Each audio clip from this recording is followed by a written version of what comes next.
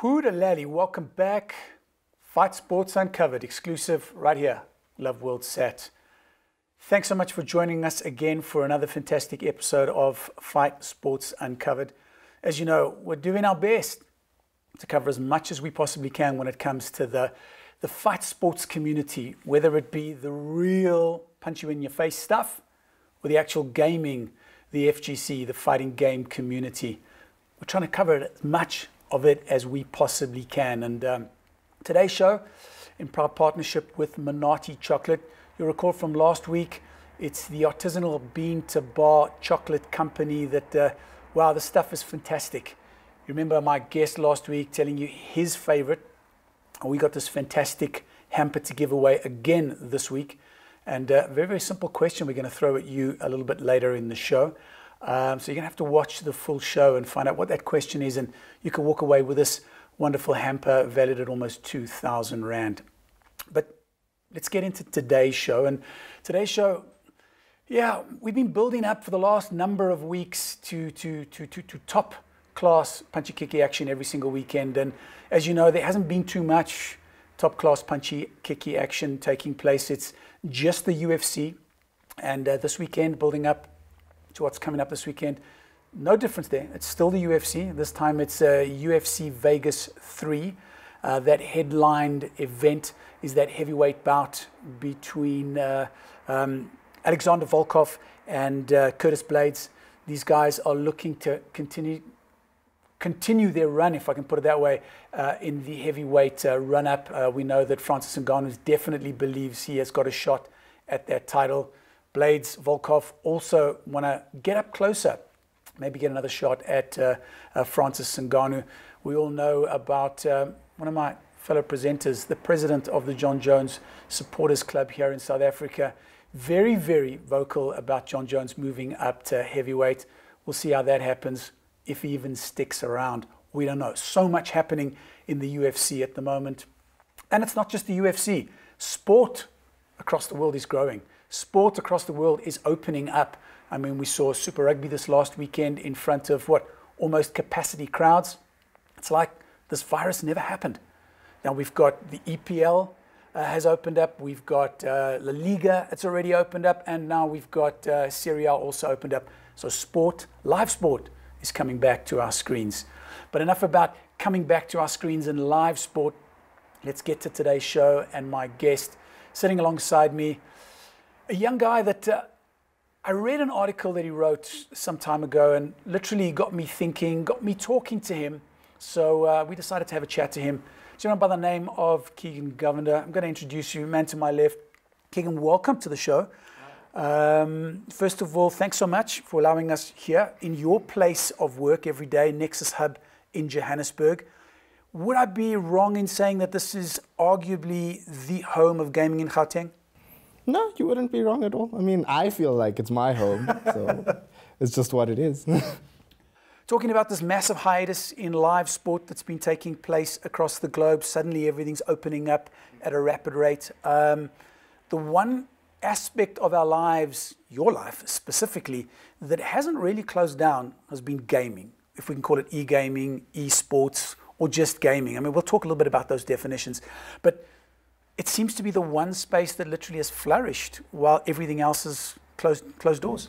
Yeah, I think with people having more time on their hands now, you see a lot more gamers coming out. Like I've noticed even quite a few of my friends that always were too busy, they seem to have come back to their gaming consoles. They're coming back to PC, they're coming back to their PlayStations, their Xboxes. You know, with, for example, like you said, soccer being out of the game for so long, FIFA has a surge in players lately because people just want to get that fix back. So I think gaming has opened up an avenue for ways for people to explore during lockdown that they couldn't before, kind of deal. So it's a nice escape. Absolutely. It's been a fantastic escape for me to be able to at least do something because I'm kind of sick and tired of watching those reruns of Manchester United beating Liverpool. I mean, it's really, I mean, we know that they're about to win the league, but I've got to keep on sort of reminding myself that we used to beat them quite often. But we can hope. Yeah, we can actually hope. But your role here, you're the deputy editor here at the Nexus Hub. So for the uninitiated, eGaming, we're talking gaming, we're talking retail, we're talking comics, we're talking retail paraphernalia, as you can see behind me. How does an editor fit into all this? So, how do we explain this?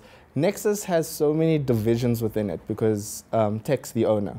He had quite a big vision for where he wanted to go with the company in and of itself. So it started as retail, and then it split over to events, and then from there we got the digital side, to which Sam and I came in about 3 years back, let's say 3 or so years, and we were given the task of running it and bringing it up into the country.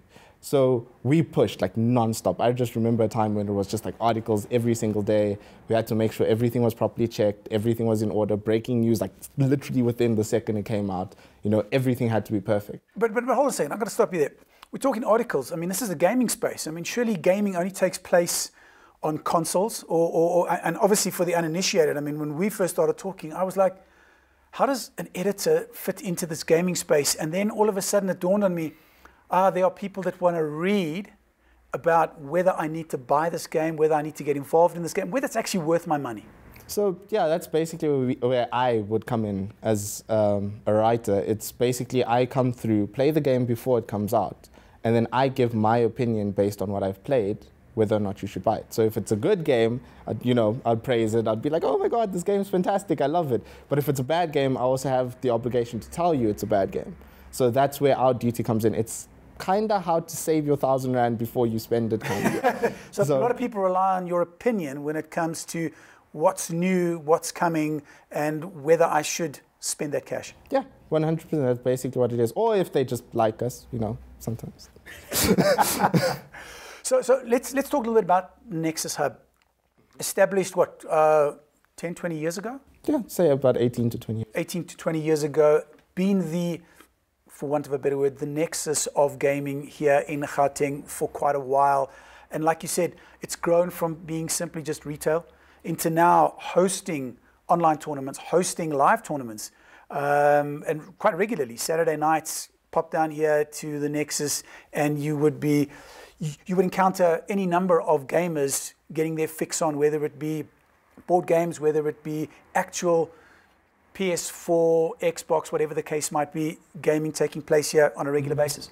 Yeah, so we hosted a few charity events as well. So as you mentioned, there was the tournaments, like we had the Apex Legends tournament, it was the Nexus Legends. We had everyone come through, strut their stuff, show who's the best of the best, and they won prizes and so forth. But I think the highlight for me when it comes to the events was always the charity events, because that was bringing other people in the community to willingly spend 24 hours of their time streaming non-stop to raise funds for an organization. And the way people came together, because I made a lot of friends through that personally, because I found like there are a lot more nice people than you think there are. You say that like you've been inundated with bad people. Look, like you don't just jump out to anyone. It's kind of like walking in the street. You can't say hello to every single person you meet because you never know what the reception's going to be. But in this case, when they were here, when it was a more comfortable space and you see them doing their thing, you could see who was more open to being approached and who wasn't. But at the end of the day, the way people came together and bonded, I think 12 hours in, you could say the ice was broken. Everyone was like, no, we're in it to win it this time. We're all together, we're going towards a better goal. And I think everyone came out a better person through that. So, like I said at the beginning of this, I was initially drawn to wanting to chat to you based on the article that you wrote a couple of months ago. And that article, like you said at the outset of that article, it was not to boost anything for the Nexus, wasn't to try and create more likes or create favor in the community. It was literally to tell your story of how you actually got into this community, how you got into gaming, and the experiences that you've had, and looking at some of the notes, some of the words that you use in that article. You make specific reference to things like cliques, selected associations, and the politics in gaming. Yeah, so... Tell me more. Okay, how would I explain this? So the first time I ever got my chance to go to an event, right? The editor, Sam, was too busy to go in, so I got put in his place. I went out as behalf of Nexus. I sat there at the venue while everyone was talking to each other, and I was like, okay, let me go say hi or anything like that. but it ended up being closed off. Like there was this, how'd you say, this atmosphere, like don't even bother kind of thing. So I ended up literally just sitting in a corner, you know, testing out the stuff they made us come to test out in the first place, that kind of thing. And I got approached by someone who was like, why are you just sitting here alone? I'm like, because I tried talking. Nobody even like gave me the time of day. They looked at me as nothing. And so the person who came to me was Marco. He was a fantastic person. He actually was the reason I ended up having someone to talk to for that day. So he introduced me to a few people, and that is where I was like, oh, okay, so people associate with certain people, people don't associate with other people. You know, if they don't know you, they don't want to know you kind of deal, unless you big in the industry. So from then onwards, I noticed this recurring trend where if you're associated with certain people, other people don't associate with you. That was something that I noticed was an actual thing throughout all the events as we went through. Like Rage, for example, you can happily greet certain people. Other people would look at you and be like, oh, yeah, hi, yeah, I gotta go. And that was usually the reception you would greet with. How deep do these cliques run? You know what, as someone who's come into the industry recently, I'll consider myself like very small in the industry in terms of experience. But from what I have seen, this predates even the current trends. This is still when websites were still a fresh thing. This, you know, distributors were still looking at like what is an influencer kind of deal. How do we look at that for marketing? That's where I feel the cliques even started, like before then, before the inception of what influencers are in our country. But this is problematic. I mean, youngsters like yourself trying to get into this game are just finding it, from what I'm understanding you say, correct me if I'm wrong, are finding it tough to make a name, to even try and add value into these kind of industries if these kind of cliques, this kind of politics, these kind of associations continue to exist and not give those youngsters the opportunity. Yeah, so here it's kind of it's a small fish in a big pond. So you're looking in and you find all these bigger fish and everyone is just sitting there doing their thing, you know. They go about making it a business and so forth, you know, they made it in life. And you come in as your small fish and you're like, oh yeah, I also want a slice of that pie. But there has to be a certain level of brown nosing that comes from it. And you have to be able, how would I use an analogy? Go on your knees, basically, to beg for the opportunity. To an extent, it can get that bad. Let me be honest about it. Like, you have to honestly brown nose your way to get an opportunity to get something.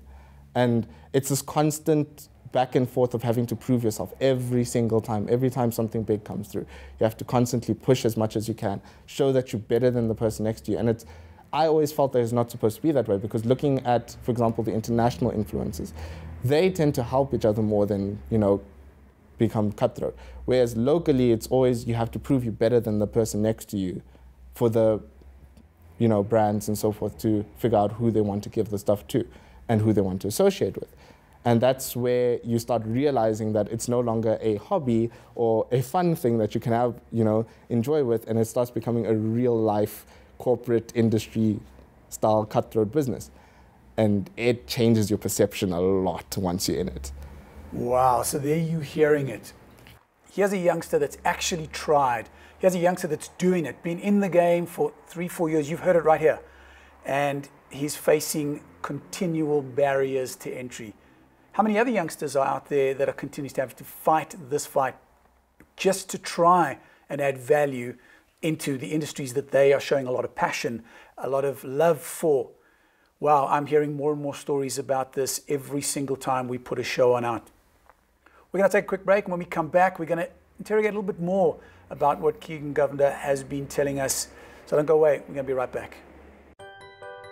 Introducing the new, fresh, and exciting Rhapsody of Realities app 3.0. The Messenger Angel Rhapsody of Realities just got a new updated app for reading Rhapsody daily articles. Enjoy reading and listening to your Rhapsody on the go while taking advantage of these amazing features. Brand new design.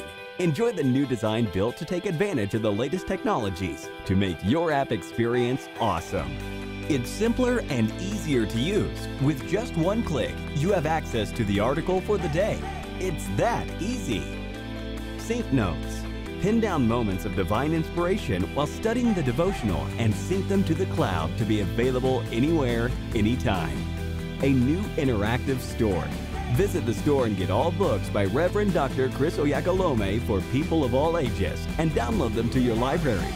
Store your favorite books in an easy access folder. Enjoy unlimited access when you upgrade to our premium subscription. Gain access to the complete package of Rhapsody of Realities every month. This includes the entire month's devotional on the go with free audio devotional add-ons. Track your reading habits daily with our automated calendar and identify unread days for the devotional. Read further studies right within the app. Download the new Rhapsody mobile app today for free and be inspired anytime and everywhere on the go. Available on the Google Play Store.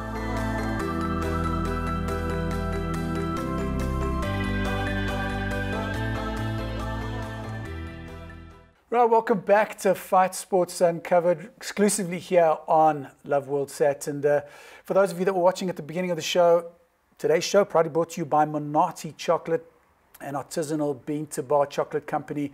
And at the beginning of the show, you'll recall I mentioned that we're going to taste a little bit of this chocolate, and so we did. During the break, Keegan and myself, we climbed into a couple of the small sort of tasters that Monati left us.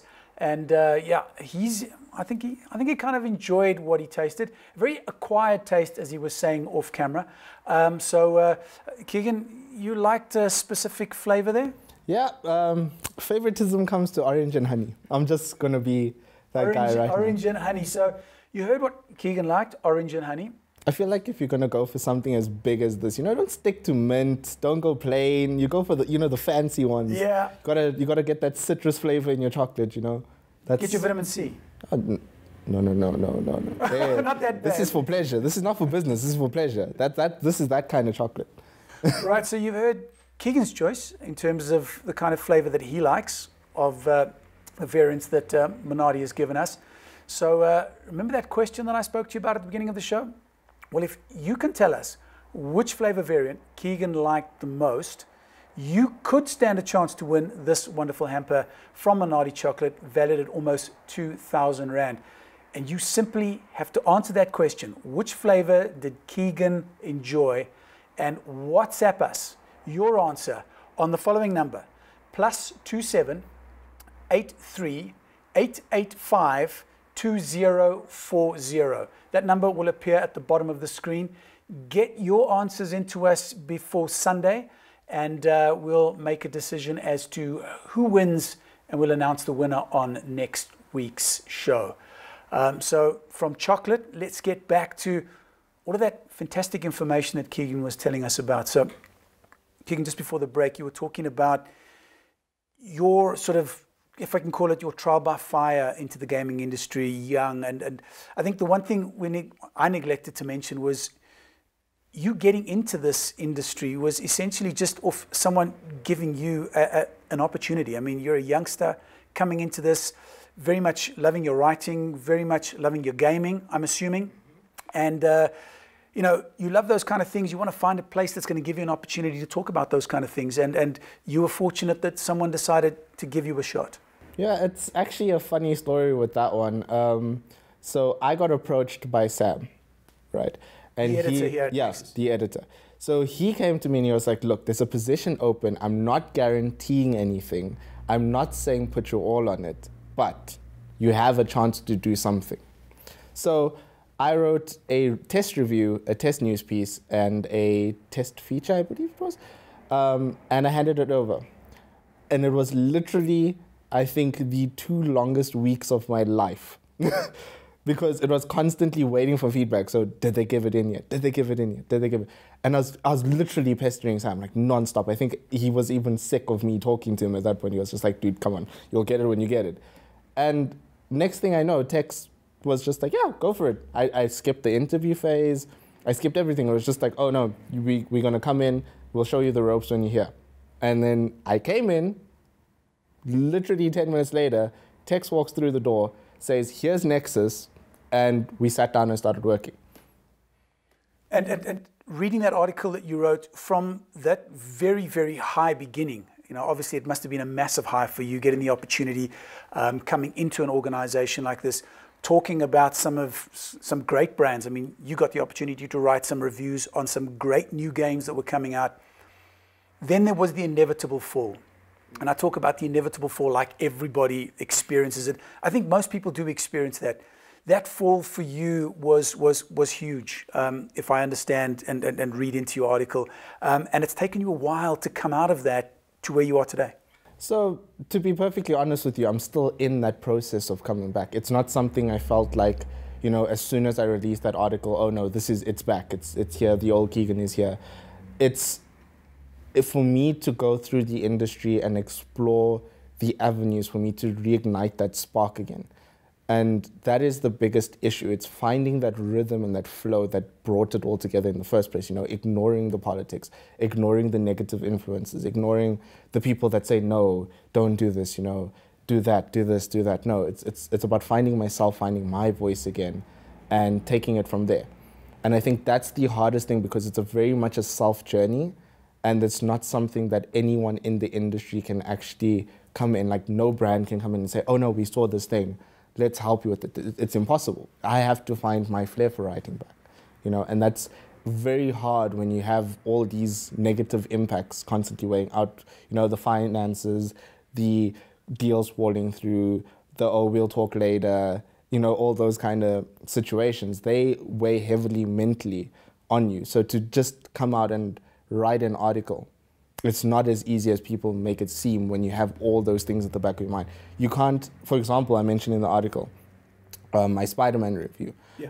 I don't think I'd be able to sit down and put a review as polished as what I did then, now, with all the back, you know, the thoughts lingering at the back of my head. It would constantly be like, oh yes, I enjoyed this aspect about Spider-Man, and immediately the negative thoughts would rush in and it would, you know, break that flow and stuff like that.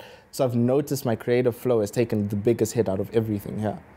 So that's why I wrote that article, was mainly to tell other people who are going through the same thing that, you know, at the end of the day, it's something that you have to do from within yourself. And I know it can be hard and it's not going to get better. I can't promise it can get better unless change happens, but someone has to say something eventually. So tell me, this journey of rediscovery that you're ultimately still going through at the moment, hasn't it all been helped, I'm sure, by this global slowdown in terms of e-gaming, if we can call it that? Not that e-gaming has absolutely come to a grinding halt like many other sports have, but e-gaming, esports has slowed down. It hasn't been at the pinnacle here, specifically the Nexus. You haven't been able to host your events. You've obviously been, when in South African context, we've been limited to the number of people we can have in the retail venue downstairs. How much of an impact has this lockdown, has the COVID-19 global pandemic had on sort of helping you out of that journey of rediscovery? So the weird thing is I sat personally, okay, so we'll start with the Nexus stuff, then we'll go to the personal stuff. So when it comes to the Nexus stuff, we relied heavily on retail to pay the bills when it came to that. So when the lockdown hit, I think everyone consciously came together and was like, okay guys, look, this is not going to be pretty for any of us. And we understood that. But now we're coming to that point where it's no longer a thing of we understand, it's a thing of our debtors don't understand. Yeah. You know, the bank will still phone you, knowing full well that there's a pandemic. They'll still phone you and be like, hey, can you pay this? And be like, well, not really. But it's that kind of stuff where we're trying to come together and push as a team. You know, as the Nexus stuff, as you've seen earlier, we have that thing where that love for one another will still stay there, but it doesn't hinder, or how would I say, it doesn't hide the fact that we are going through a lot right now, financially. There's certain realities that we all have to face. I mean, it's an empty husk of what it used to be.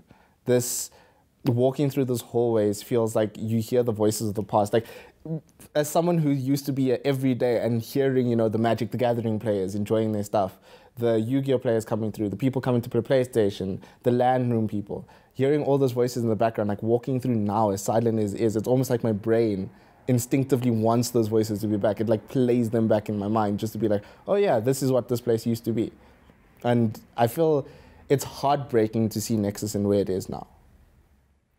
But around all of that, and we understand that there are realities that we all have to face as we come out of this, as we aspire to a new normal, if we can use that phrase that everybody's using. There has been some fantastic glimmers of light in the global sort of scheme of esports and gaming. I mean, just look at some of the big games, the big names that have now brought out next editions of their specific and specific titles. And probably the most exciting one occurred just not so long ago, a few days ago. The PlayStation 5. PlayStation 5, the official first pictures, the first sort of images of what the next level console is going to look like for PlayStation.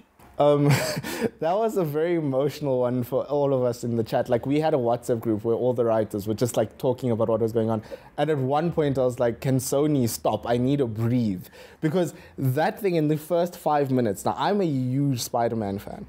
That is a big deal for me. So to see the Spider-Man game start the show, I already knew Sony was not like wasting any time when it came to this presentation. And the entire time I'm lingering in the back of my head, I'm like, if Sony is coming out this hard, what is their console going to look like? And then you saw the console. Absolutely. That thing invokes sexual like feelings from people. I've seen stuff. No, it's that sexy. Like, we can't lie. There's people out here that are like, oh no, it's a Wi-Fi router. They just backed the wrong crowd. That console looks beautiful. It absolutely does. But I'm kind of being more enamored at the memes that have come out from that console. I honestly, I love the memes that have come out. Like, my favorite one has to be the Seto Kaiba meme. I'm sure you've seen it. I just love the fact that because it looks like his collar. And every time I see that meme, I just keep thinking about how elitist PS5 owners are going to be the day that console comes out, because that thing is definitely hands down. There's a new console war starting, and it's going to be around the PS5. And then obviously the news that there's going to be various iterations of that console. So there will be certain collectibles. The discless, the disc version. There's, I believe the vice president for Sony already said they're going to make custom versions and colors. So we're all waiting to see that. I think most importantly, we're waiting to see what the new user interface looks like for the PS5, because they teased it in the presentation with, you know, the PlayStation. Yeah. That looked gorgeous.